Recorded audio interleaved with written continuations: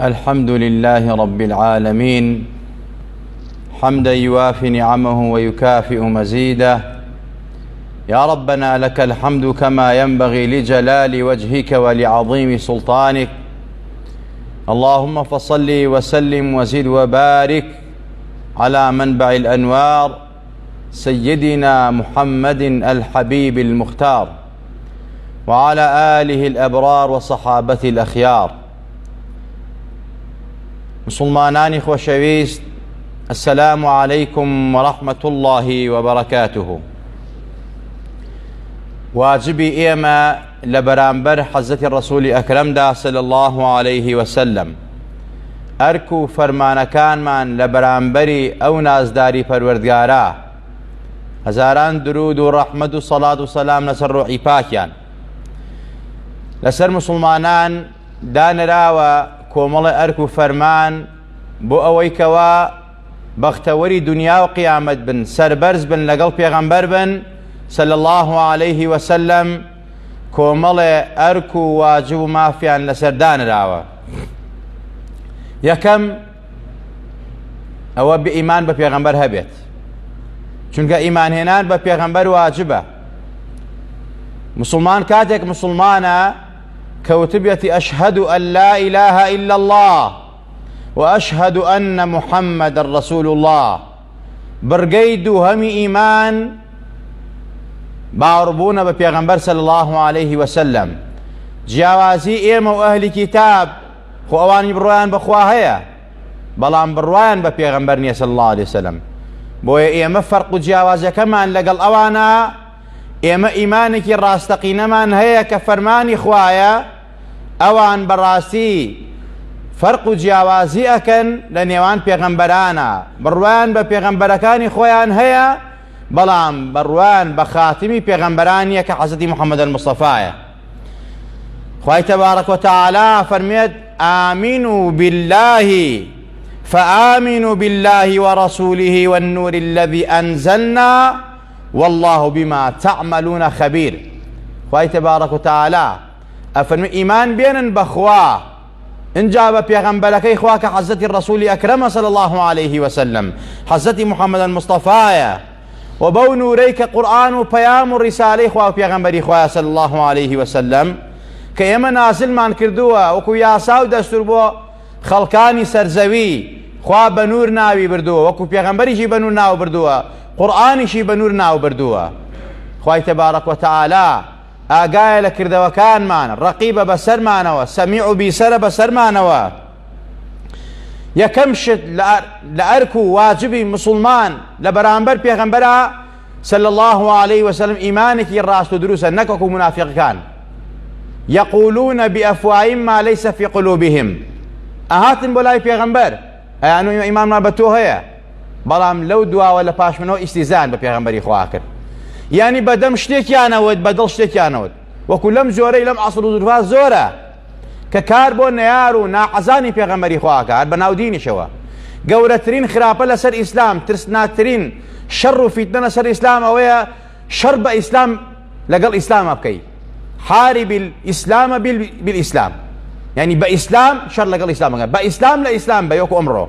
كبناو دينه بتسميع دينه بناو لا إله إلا الله محمد رسول الله توبي دفاع لا نيران كي لبشتوانان يبكي كومالش لسر مسلمان حرام كي وكون نصته برقريبي لبيغمبر إخوة صلى الله عليه وسلم. جاء إيمان ببيغمبر أبي بدلو بزبان بيه نقبز بتنها بزبان وبدل إيمان نبيت. واجبي دو همان أركو فرماني دو همان لبرامبره وبيغمبره صلى الله عليه وسلم أويكوا محبته خوشويستي پێغەمبەر ڕوکنی دووەمە. چەند جار باسمان کردووە تۆ بڵێ من خوام خۆشەوێ، بڵێ پێغەمبەرم خۆش ناوێ، ئیمانە نییە. خوا لە قورئانە فەرمێت ئەبێ ئەو پێغەمبەرەتان لە ماڵ و سەروەت و سامان و هەموو شتێک خۆشتر بوویە، ئەینا ئیمانتان تەواو نابێ. وەک پێغەمبەر خۆیە فەرمێ صلى الله عليه وسلم لا يؤمن أحدكم حتى أكون أحب إليه من والده وولده والناس أجمعين. إيمان تان تواو نابي هيج كستان حتى مني لا باوكو منداڵ و ئەولاد و نەفسی خۆشی خۆشتنەوە و هەموو خەڵکیش. ثلاث من كن فيه وجد حلاوة الإيمان. سێشت بەڕاستی لە هەر مسلمانەکە هەبێ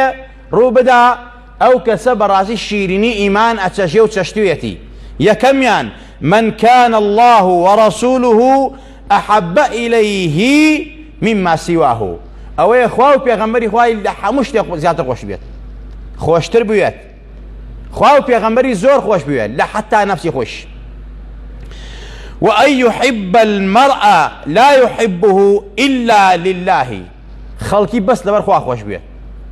خەڵکی یعنی وەلا و بەڕای خۆی بزانن لەبەر خوا خۆشەویستی و دۆستاتی لەگەڵ کیاکە و لەبەر خوا دوژمنایەتیش لەگەڵ کیاکە خۆشەویستان. من أحب لله وأعطى لله ومنع لله وأبغض لله ومنع لله فقد استكمل إيمانه أو دينه. پێغەمبەری خوا فەرمێ صلی الله عليه وسلم هەر کەس لەبەر خوا خەڵکی خۆشویست، لەبەر خوا بەخشی، لەبەر خوا خەڵکی بوغزان کەسانێکەوە دوژمنی خوا و پێغەمبەر و پەیامی خوا و پێغەمبەر ڕەوشتی ئینسانێتن لەبەر خوا ڕقیب و لێی، لەبەر ئەو ڕەوشتە ناشنانەی، لەبەر کوفر و بێدینەکەی و شیرکەکەی و فیسق و فجور و تاوانەکان و منافقی و دووڕوەکانی ڕقیب و لێی و پێیشی نەبەخشی منعی لێ کرد، ئەمە پێغەمبەری خوا ئەمە ئیمانی تەواو بووە. سێمیان ئەوەیە وأن يكره أن يعود في الكفر بعد إذ أنقذه الله منه كما يكره أن يقذف في النار. ئەم حەدیسانە بوخاری ڕێواتی کردووە، مسلم ڕێواتی کردووە. سێمیان ئەوەیە کە ئەو کەسە پێی ناخۆشیە بگرێتەوە سەر تاوان و کوفر و شیرک و نیفاق و دووڕووی و خزمەت و نۆکەرایەتی کوفر و بێگانە وەکو چۆن پێی ناخۆشە فرەدە ناو ئاگر، وەکو چۆن پێت ناخۆشە بڕۆیتە ناو ئاگر ئاوا پێت ناخۆش بێ بگرێتە سەر گوناه و تاوان و کوفر و شیرک و مەعسیەت و منافقی و دووڕووی. هەر کەسی ئەم سیانەی تیا بێ حەلاوەتی ئیمان و شیرینی ئیمان ئەچەژێت.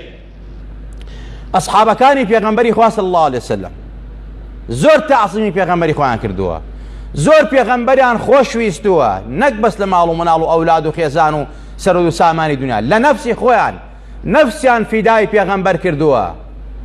گیانیان فیدای پێغەمبەر کردووە صلی الله عليه وسلم. ئەبوو طەلحە لە غەزای ئوحودا تیر ئەندازەیەک بوو، تیروەشێنێکی عەجیب بوو، تیرەکانی بە کۆڵەوە بوو. لەو کاتەیەکەوە پێغەمبەر ئەچوو هەر شوێنی ئەوە چوو بەردەمی پێغەمبەری خوا، ئەی فەرموو بەرامبەر پێغەمبەری خوا صلی الله عليه وسلم، ئەی فەرموو والله ئەی فەرموو یا رسول الله نحری نحرك، ئەی پێغەمبەری خوا صلی الله عليه وسلم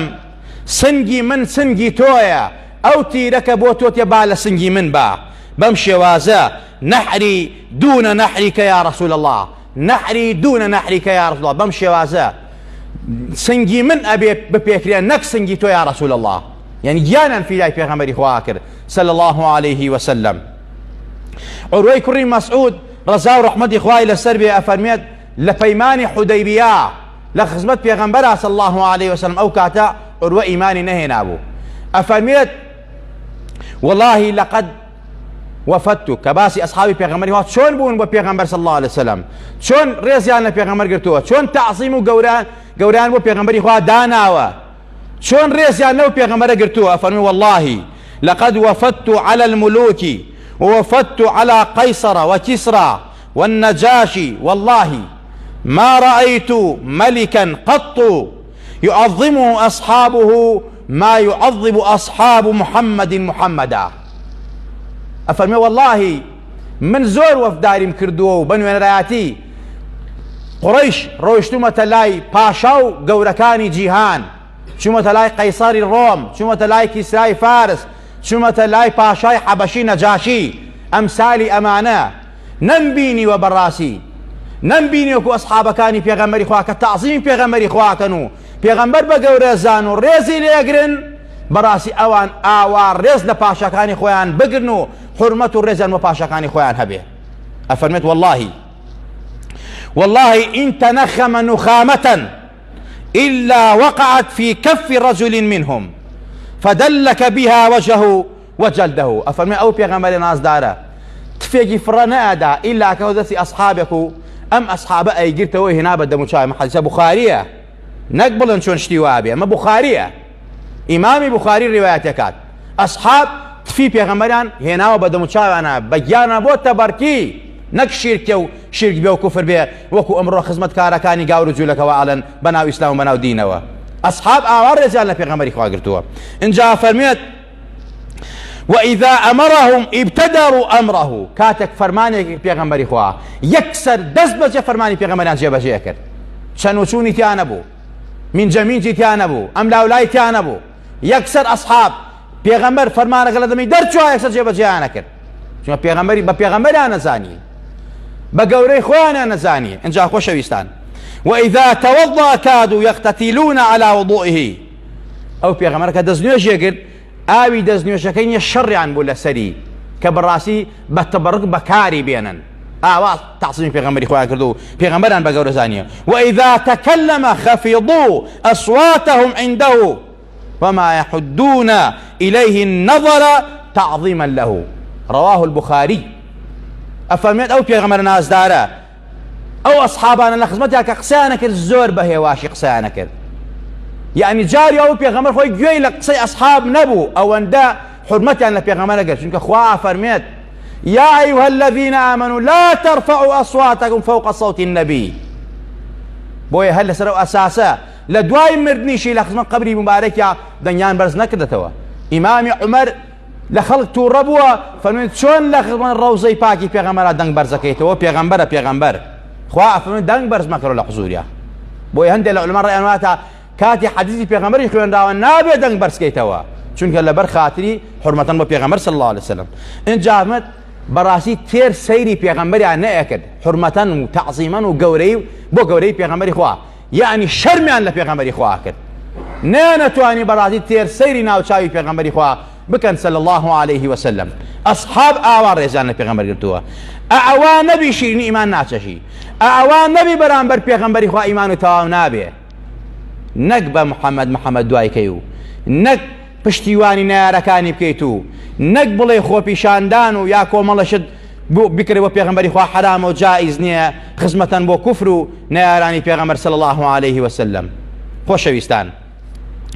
واجبی ئێمە ئەبێ و پێغەمبەرم ئاوا خۆی وەکو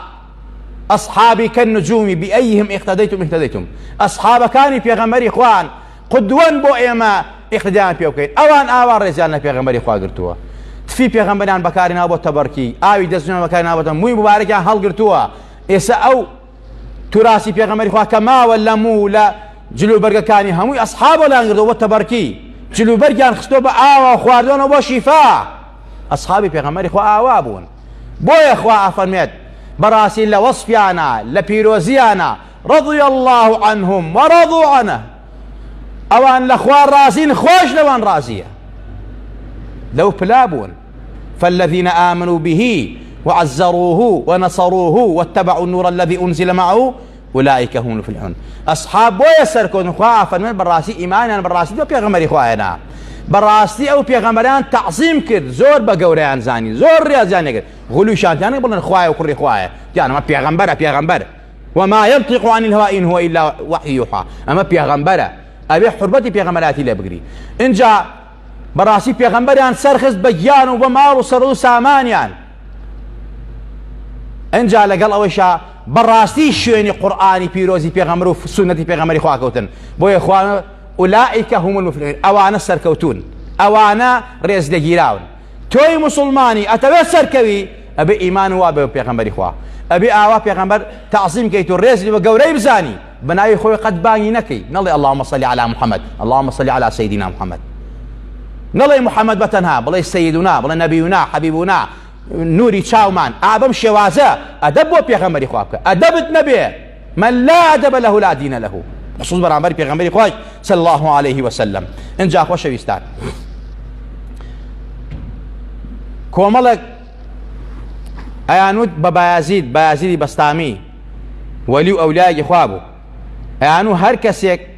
بایازید ببینێ براسي اگري جانو نايشتنيت كومبل علماء زانا براسي انكاري سكان شلون باعزيد شيا هەر کەسێ ببینە ئاگری جوێن نایسووتێنێ. پیاوێکی ساڵە وەلی بوو، دۆستی خوا بوو. کۆمەڵە زانا ئینکاریم قسەیان کرد. یەکێکیش زانایەکی ڕەبانی و عاریف و خواناسی وەڵامی داوە، فەرمی بەڵێ ڕاستە و قسە. تیان چۆن ڕاستە؟ خەڵک پێغەمبەری بینی و چۆ جەهەنەمیش، کی ڕاستەم قسە. خەڵک پێغەمبەری بینی و چۆ جەهەنەم، خەڵک بە پێغەمبەریان بینی بە پێغەمبەرێتی نەیان بینی، بە محەممەدی کوڕی عەبدوڵڵا بینیان، نەیانەوە پێغەمبەری ئەبوو جەهل و ئەبوو لەهەمان، بۆیە چوونە جەهەنەم. بەڵام ئەوەیشی کە پێغەمبەری بە پێغەمبەرێتی بینی، ڕێزی لێگرت، تەعزیمی لێگرت، بە پێغەمبەری خۆی زانی، شەرمی لێکرد، دیفاعی لێکرد، وەکو حەزی عومەر، حەزی ئەوبەکر، ئەمسالی ئەمانە، بەڕاستی ئەوە خوا موژدەی باشتیش پێدان. بازیریش وەلی و دۆستی خوایە، هەر کەسێک بە وەلی و دۆستی خوای بزانێ و ڕێزی لێ بگرێ و حورمەتی لێ بگرێ، دژایەتی نەکا، بەڕاستی خوا ڕەحمی پێیەکا. ئەو پیاوە دوعایەکی وکا بڕاتە باشتەوە، من عادا لی وەلیەن فەقەد ئازەنتو بالحەرب. خوا بەرامبەری خۆی نافەرمی ئەگەر جوێن بە مندرا شەرتان لەگەڵاکەم، بەڵام ئەمە بەرامبەر پێغەمبەرەکەم، بەرامبەر دۆستانی من شەڕ کرا، ئەوە شەڕی ئیعلان کردو بەرامبەر من لێی قبوڵ ناکەم. دۆستانی خوانە مهمە. خۆشەویستان، سێیەم واجب و ئەرکی ئێمە لە بەرامبەر پێغەمبەری خوا نەسرەتی پێغەمبەری خوایە، سەرخستنی پێغەمبەری خوایە. ئەبێ دیفاع لە پێغەمبەری خوا بکەی بە حیکمەت و بە عەقڵ و بە کەلیمە و بە وشە و چۆن ئەگونجێت بەو شێوازە. خۆشەویستان، ئێمە ناڵێم بڕۆ خەڵک کوژە، بڕۆن خەڵک سەر ببڕا، بڕۆ خەڵک ناوبەرە. دیفاع لە حەق و لە ڕاستی لە پێغەمبەر بە عەقڵ و حیکمەت دەکرێت. خۆشەویستان، خوا فەرمێ یا ئەیها الذین ئامنوا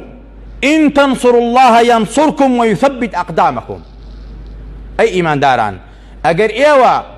خوا سرخن خوا سرتانخا وبيتان جيجيرك على دنيا ولا قيامتها. يعني شي خوا سرخي، يعني بيامي خوا سرخي، يعني دفاع لبيغمبرك كي، يعني برقري لبيغمبرك خوا صلى الله عليه وسلم بحكمته بعقله بوشاه بجانه وماله بسرده سامانه. أو كاتا خواي تبارك وتعالى لقيامتها لسر صراط بيت ثابتك ناك ويتخارب ناو جهنم، لدنيا دا براسي ثابت وجيغرتك لنفاق ودور زيارتك. خۆشەویستان، ئەمڕۆ بمانەوە نەمانەوە سەردەمێکە مسلمانان هێز و قووەیەکی وایان نەماوە جیهاد بکا و لەژێر سایە و سێبەری قورئان و سونەت و فەرمایشتی حەقی زانایان نابێ. ئەمڕۆ غەرب و ئەوروپا و نەیار و نەعەزان بۆ لێدانی ئیسلام، ئیسلامیان زۆر دروست بناو ئیسلام خەڵک گروپیان زۆر دروست کردووە، خەڵک سەرەبرێ خەڵک کوژێت، ئەمە جوند و شەیاطین، ئەمە داعیش، ئەمە دەواعیش، ئەمە نازانم هزار و یەک شتیان دروست کرد بەناو ئیسلامەوە، خۆیشان ئێتراف بۆ واقعەکەن، بەس بۆ ئەوەی کەوا جیهاد ناشینێن، بۆی غەزای حەق نێڵن، بۆی کەوا مسلمانان ناشینکەن، ئیسلام بە شەبەیەکی ناشینی پیشاندەن، بۆ ئەوەی کەوا خەڵکی وڵاتەکان مسلمان نەبێ، ئەوروپا مسلمان نەبێ، ڕووس مسلمان نەبێ. بەڵام بەم هەموو ئیهانەیشەوە هێز نییە، بەڕاستی بربەست نییە لە بەردەمی نور و تیشکی خۆری ئیسلامە. پێغەمبەر و خۆشەویستی پێغەمبەر صلی الله علیه وسلم. خۆشەویستان، کەواتە ئەمڕۆ مسلمانان ئەبێ بە حیکمەت و باخڵ مەدەنیانە بە حسابی خۆیان ئەمڕۆ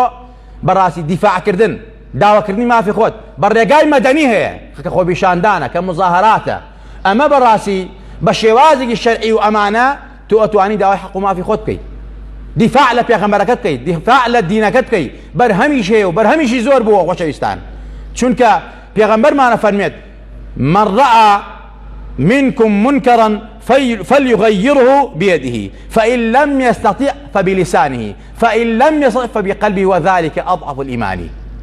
پێغەمبەری خوا فەرمێ ئەگەر کەسێک لەوێ مونکەرێک ناشەریعەکی بینی، چونکە ئێمە ئومەتی ئەوەین، بۆیە خوا فەزڵی داوین بەسەر ئومەتانی ترا لەبەر پێغەمبەر و لەبەر ئەمر بە چاکە و نەهی لە خراپە بکەین. كنتم خير أمة أخرجت للناس تأمرون بالمعروف وتنهون عن المنكر. کە منکەرێکتان بینی پێغەمبەری خوا فەرمێن، ناشەریعەکتان بینی، ناڕەوایەکتان بینی، ئێوە بەدەست لای بن. ئەمە دەسەڵاتی حکومەت و هێزە، ئەبێ حکومەتی ئیسلامی هەبێ و ئەم یا حکومەتی وەقت بەقوە و بەهێز و دەسەڵاتی قەزایی لای بە. دووەمیان ئەگەر نەوتوانی بەدەست، یعنی قوە و هێزی دەسەڵات نەبوو، بە زبان قسەی لەسەر بکە، ئەو منکەرە ڕەتکەرەوە لای بە با نەمێنێت. اینجا ئەگەر بە زبانیش نەتوانی بەدڵ پێ و ناخۆش ئەوشە لاواسترین ئیمانە. خۆشەویستان، ئەمڕۆ خۆپیشاندان ڕێگای مەدەنیە، بە زبان کە تۆ داوای مافی خۆت دەکەی، داوای حەقی خۆت دەکەی، داوای ئەوەکەی کە زاڵم و ستەمکار نەمێنێ، زاڵم و ستەمکار مافت نەخوات، مافت بدا، وبرگری لە پێغەمبەرەکەت بکەی ئەمە حەقێکی ڕەوایە و پێغەمبەر فەرموویەتی و هەر کەسێک بەڕاستی بڵێ ئەمە ناشەرعیە و نادروستە و چوونە سەرجادە و داواکردنی حەق و مافی خۆت و مزاهرات حرامە بەرامبەر تاغوت و ملهوڕەکانی جیهان و زاڵ مستەمکارەکان ئەوە بەڕاستی یان زۆر جاهیل و نەفام و کەودەن و گێلە یان زۆر حاقید و باغیز و نۆکەری دوژمنی ئیسلام و مسلمانانە. خۆشەویستان حاڵ لەم دوانە دەرناچێت یا زۆر گێلە کە مسلمانێک بڕات سەرجادە بڵێ ئیلا ڕەسوول الله بڵێ من بۆچی قبوڵی ناکەم ئیهانە بە مقدساتم بکرێ مسلمانان لەسەر جادە ئەمە بڵێن تۆ بڵێ وەڵا ئەمە ناشەرعیە ئەمە نادروستە بەرامبەر کافر و مشریک بەرامبەر نۆکەرەکانی کافر و مشریکان خەڵکی داوای مافی خۆی بکات تۆ بڵێ ئەمە حرام و جائز نییە بەڕاستی ئەمە زۆر زۆر جاهیلە زۆر نەفامە یان خزمەتکاری کوفر و نۆکەری کوفرە بەڕاستی. خۆشەویستان خۆپیشاندان بە ڕێگای مەشروع داوە دیفاع لە دین لە پەیامی پێغەمبەری خوا لە پەیامی ڕاستی لە پێغەمبەر حەقە و ڕاستە و شەرعیە و فەرمانی پێغەمبەری خوا صلی الله علیه وسلم و فەرمانی سەحابەیشە و سەحابەیش کردویانە و ئەگەر کەسێکی بڵێ وانییە بەڕاستی ئەوە یان منافقە دووڕووە یا گێل و نەزانە وەکو گاور و جوولەکەکان بە حەزەتی موسایان ئەو جوولەکان فاذهب أنت وربك قاتلا إنا هاهنا قاعدون فاذهب أنت وربك فقاتلا إنا هاهنا قاعدون جوولەکان بە موسایان ئەو چی بە حەزی موسا کاکە بەخوای ئەمە شەڕ و شتمان پێ ناکرێ بڕۆ خۆت و خواکە و شەڕ بکەنی مەش لێرادانی سەیتانەکە جا ئەمانە کە خۆیان ناوە سەلەفی ساڵح و کە ناساڵحشن درۆکەن ئەمە عەقیدە و بیرواوەڕیانە خۆشەویستان ئەمە خزمەتکاری تاغوتەکانی سەرزەمن ئەڵێ کەسێک بچێت داوای مافی خۆی بکە لەسەر ئەو جادە ئەڵێ من کاری ناڕوای کرد ئەی بەن بەسەرتا ئەی بوو کوشن ئەی ناموس داگیرکەن ئەی مافە بخۆن ئەی دیرەکە بێشێلکەن مسلمان بێغیرەت نییە مسلمان بێعیزەت نییە مسلمان هەبێ حەقڕەو بێت خۆشەویستان ئەبێ بەڕاستی بەغیرەت بێ بە جورئەت بێ ئەی ناخوا ئەو کەسانە هاوێنەی ئەوانەکەوە خۆپیشاندان بە حرامەزانن کە نۆکەری کافر و جوولەکەن یان نەزان و گێلن خوا بە فاسق ناوانە بە خوا لەبارەی فیرعەونەوە فەرمێتی فاستخف قومه فأطاعوه إنهم كانوا قوما فاسقين فرعون قومك يترسان لي أدان إهانة يكردن بس بو أوي كواجي الرايلي فرعون بن فرعون بخوا بسالم خوا فرمي أمانة ما دام بيدنبون ما دام سريان شور كردبو ما دام أيانو قيناك ولي أمره خوا إنهم كانوا قوما فاسقين أو أنا فاسقا فاجرا براسي خوا فرمي فاسقا كواتا أو أمثالي أو داعية وأمانة كخوا بشاندان وبيغمري خوايا بود حق ما في خود بحرام زانن براسي اوانا فاسق وفاجر دورو منافق وخزمكاري كافرن خوشويستان ان جا دواء من سكت عن الحق فهو شيطان اخرس هركس ساكت بيه لحق شيطاني لا الله خوشويستان عزيزان كواتا خوا بشاندان كراوه لإسلاما بله خوا بشاندان كراوه لإسلاما خوتي ليجي المكة یەکەم خۆپیشاندان لە ئیسلامە بە ئەمری پێغەمبەری خوا و سەحابەی پێغەمبەری خوا کراوە کاتێکەوە 3 ساڵ بانگی نهێنین ناو مەککە پێغەمبەری خوا صلی الله علیه وسلم کە ڕۆژانە دوعایە کرد خەڵک مسلمانە بوو هەر گەورە و بەهێزێک مسلمانە بوو یەکسەر هاتن بەڕاستی هەوڵیاندا ئیسلامی ئەعلان کەن کە ئیمامی حەمزە مسلمان بوو کە ئیمامی عومەر مسلمان بوو ئیمامی عومەر حەزەتی عومەر سەیدنا عومەر ڕەزا ڕەحمەتی خوایان لەسەر بێ فەرمووی یا ڕەسوڵ الله ئێمە لەسەر حەقین پێغەمبەری خوا فەرمووی بەڵێ ئەرە وەڵا ئەگەر بمرن ئەگەر بژین لەسەر حەقن فەرمووی دەیتر بۆی ئەعلانی ئیسلام نەکەین پێغەمبەری خوا فەرمووی دەفەرمووی ئەعلان کەن ئەمە ئەمری پێغەمبەری خوا بوو ئیعلانیان کرد ئیعلانی ئیسلام بە لا ئیلاهە ئیلا الله محەممەد ڕەسوڵ الله بە 3 و 4 ڕیز هەتا بە کۆڵانەکانی مەکە تا هاتنە ناو کەعبە ئەمە مساهرە نەبێمە چییە ئیعلانی ئیسلامیان کرد لا ئیلاهە ئیلا الله ومحەممەد ڕەسوڵ الله لا نعبد إلا الله جاء سورة قل يا الكافرون تخواروا خوا تأييدي كردن پیغمبر تأييدي كردن ليدانا خوار آزاران چش إمام عمر زور ناراحت بو حتى چولنا الكعبة ونوشان كرد أما مظاهرنا بمتشية أما حقي خواني إعلان كرد